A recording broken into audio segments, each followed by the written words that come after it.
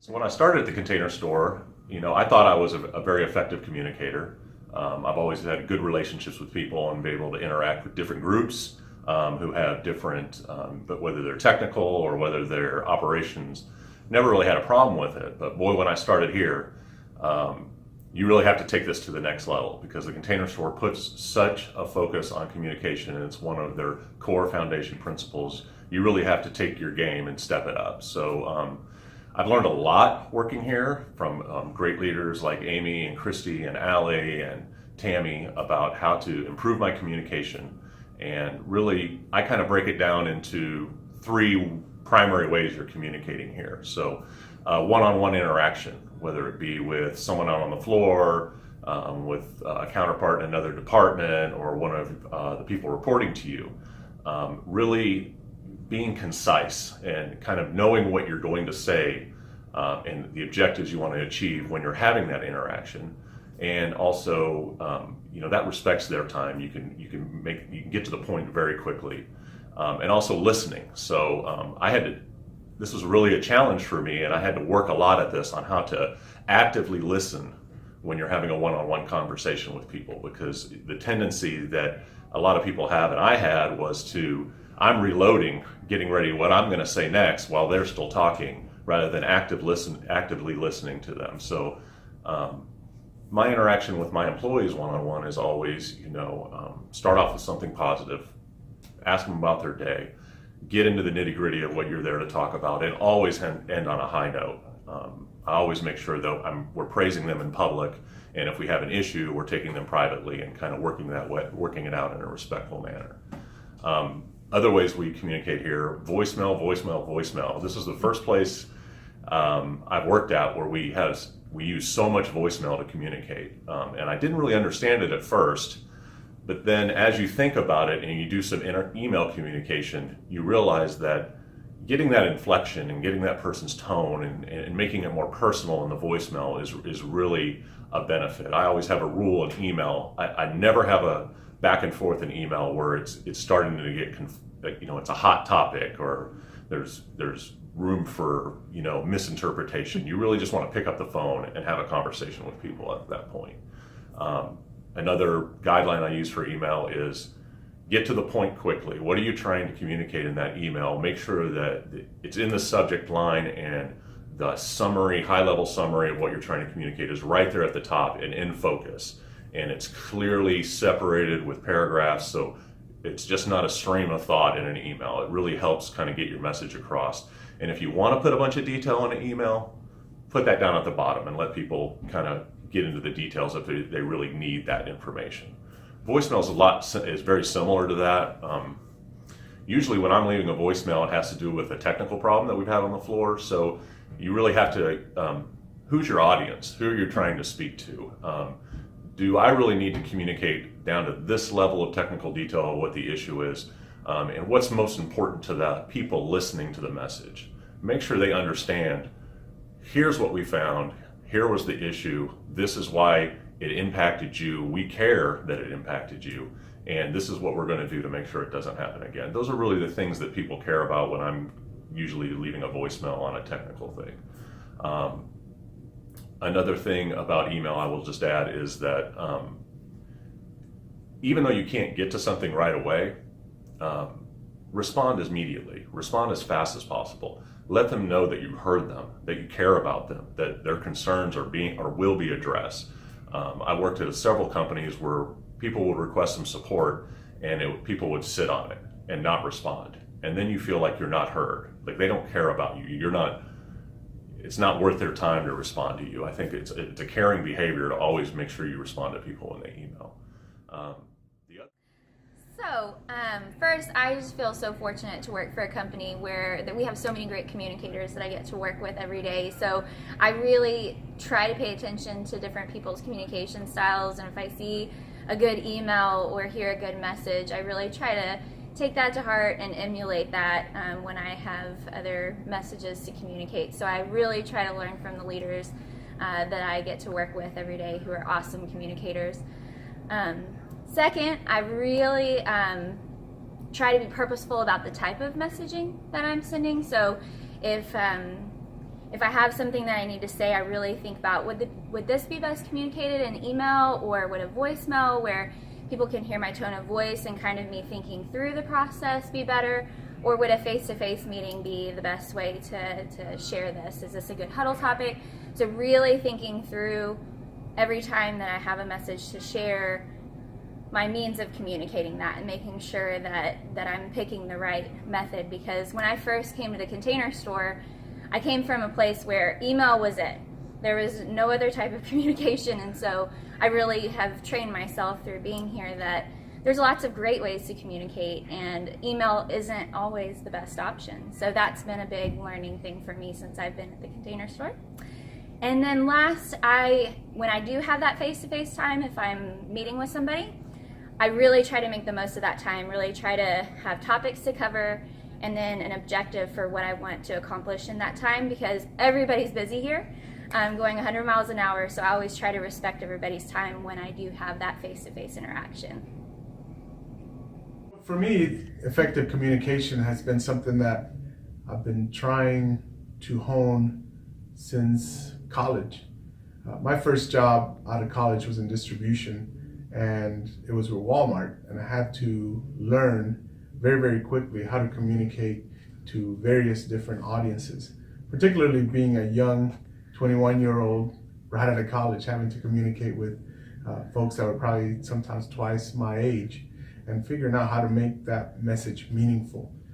So it took me a few tries over the years to really figure out how to connect with people in a way that took down all those barriers like age or gender, or just trying to figure out how to truly connect with people. But what I've realized, especially here, is and something that's always stuck with me from day one from Amy C, is that we're 100% constantly on a stage when we're here as leaders in the distribution center.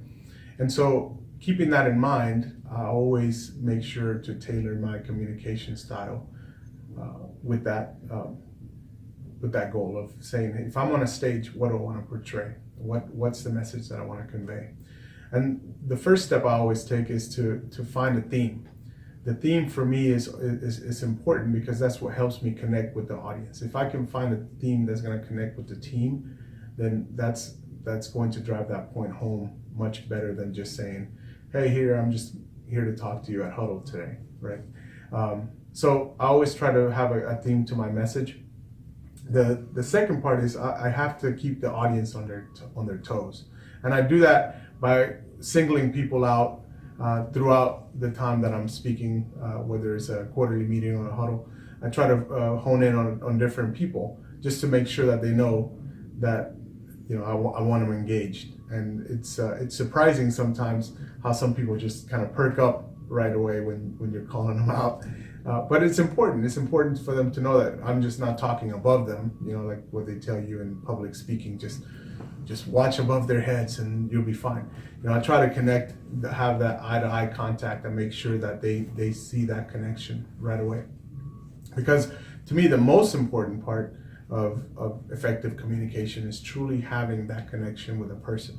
And whether it's on a one-on-one setting or whether it's in a big group setting, I always try to find a way to connect with people and the message.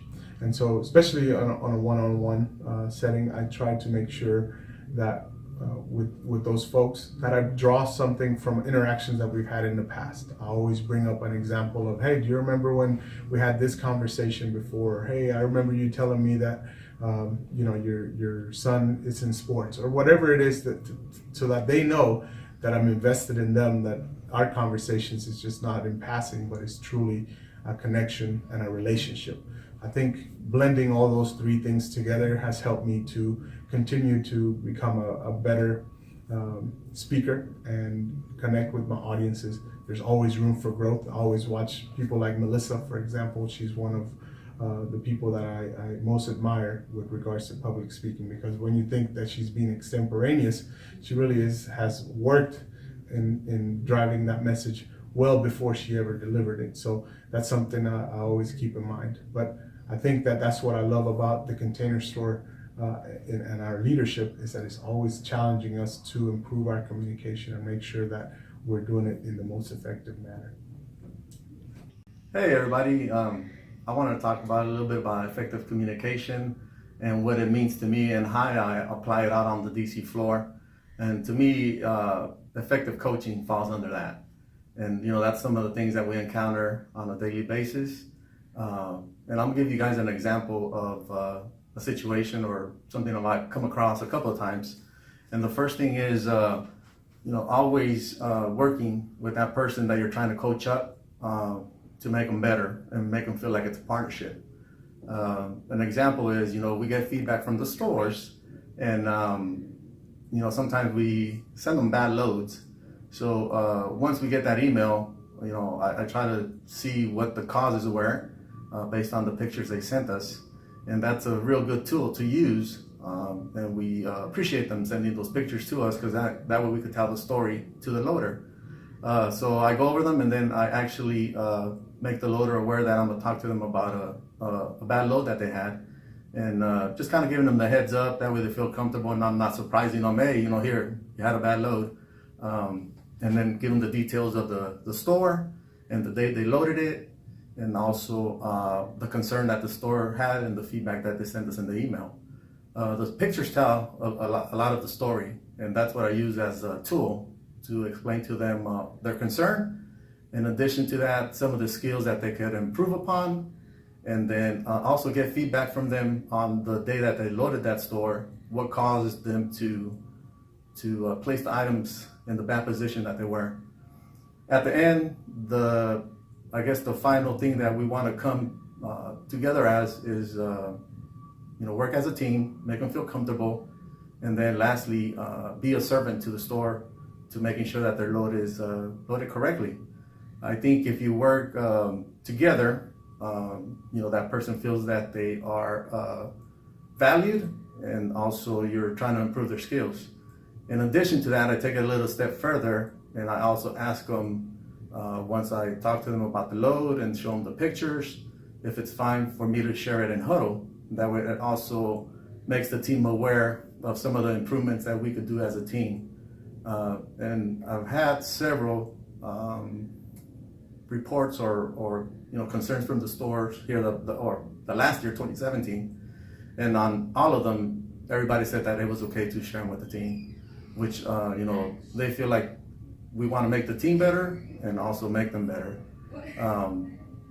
And that has helped the team a lot to minimize any of those bad loads. So, and also I've never had any secondary bad loads from that person based on the coaching that we had together. So I think the final thing I want to say is it's always being on the same page, effective coaching or effective communication. With one-on-one or as a team, if you are clear with your message, expectations, and you work together as a team, I think everything will come together and make a better team. So to me, that's what effective coaching / effective communication means. Hey you guys, I just wanted to talk to you guys about communication and what helps me be a better communicator. And so we talk about huddle, we talk through voicemail, we communicate through email. All of those are very effective ways of communicating. But within that, I think I have for myself a little structure of how I can be a better communicator. And so I use 4 different tips that help me. The first one is making sure that whatever you're talking about, that you're passionate about, and that you connect with your audience. It's important to make sure that the audience understands that you care about the topic just as much as you want them to care about the topic.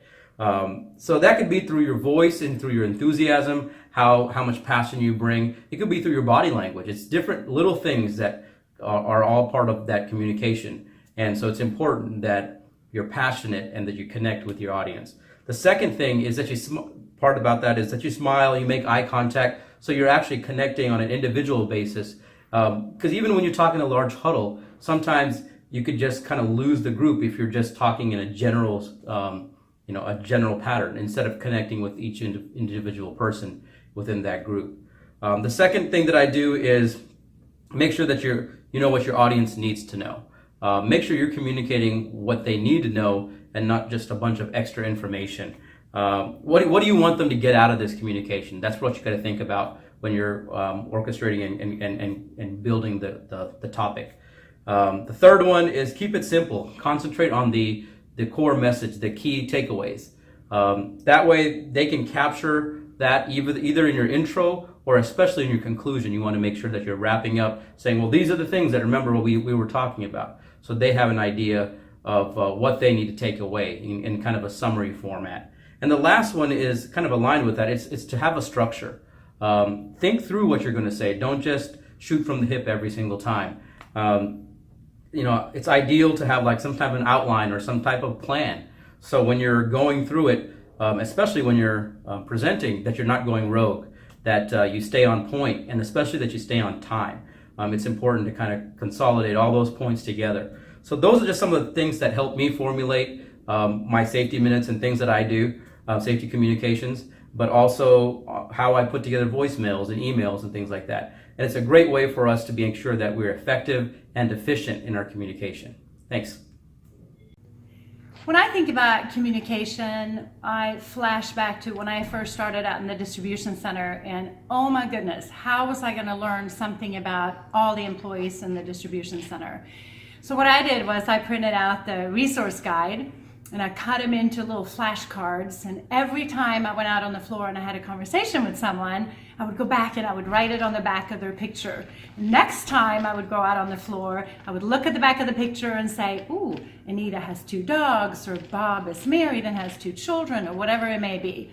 And I realized that was an easy way for me to transition to a company that really, really practices communication. And to this day, I find incredible value in connecting personally and professionally with people on the floor. And in order to do so, you have to care. You have to care about our employees. The second thing I feel is incredibly important is listening. Listen and learn, I like to call it. And it is really hard when you get a bunch of passionate people in a room to all be considerate of each other's thoughts and ideas. But I find myself really practicing this every single day, and it's difficult. But I think when you enter a conversation, you need to be open-minded. You need to go into it with the intent of also learning something instead of always being the one sharing, and that's super hard, especially for me. I'm kind of a passionate person. But Stephen Covey had a quote that I love and I read every single day, and it's that most people do not listen with the intent to understand what the person is saying. They listen with the intent to reply. So as I'm speaking to someone, it is important that I'm hearing what they're saying and truly having eye contact with them. I used to say when I worked in the store that after you left that customer that you were helping, you should remember their eye color. That's when you know you've really paid attention to them. So listen and learning, I think, is incredibly important as it relates to communication in general. One thing that I have appreciated about other leaders in this company and other companies is bravery. Bravery to also have the difficult conversations. Bravery to share exactly how you're feeling or address a behavior that might not have been appropriate. This is something I find myself being pretty good at, but it doesn't get easier the more conversations you have. But the important thing is that you're sincere, that you have that person's best interest at heart when you address difficult things. It's easy to celebrate, right? It's easy to celebrate in good times, but we will not be successful if we just run around and we celebrate all day long. We also need to have people that are focused and effective, get them back on track. And bravery and being sincere when you're practicing your bravery is really, really important to me. So my tips on making sure that we're being effective as we're having tough conversations is to really make sure that we're paying attention to whoever we're speaking with. And it's really go into the conversation truly wanting to hear their side of the story, whatever that story might be. It is making sure that they're being intently heard, because everyone truly has a different thought as to why they may have done something a certain way. And so try not to go into those conversations with any kind of preconceived notions. It's really important that we really stop and pay attention and truly hear what someone is saying. Because truly at the end of the day, everyone just wants to be heard. They want to know that we are being thoughtful and compassionate in whatever this conversation might be. And we want them to walk away feeling like they were being heard, and that we were being fair in whatever it is that we were speaking about. So it's really important that we have really great examples on whatever that thing might be, that we have very specifics on what maybe could be done better or differently next time, and that they are able to kind of come up with that solution as well. And then at the end of the conversation, that they agree that, okay, maybe that wasn't the best way to approach something, and what the better way looks like, and giving them, again, those really good examples of what they can walk away with, so they actually have something that they can work with from a concrete standpoint. And you know when a conversation goes really well, when people give you hugs and thank you for the conversation, because they know that it was something that came from the heart and it was truly meant to help make them better. So that's kind of what I try to do as I'm having those conversations.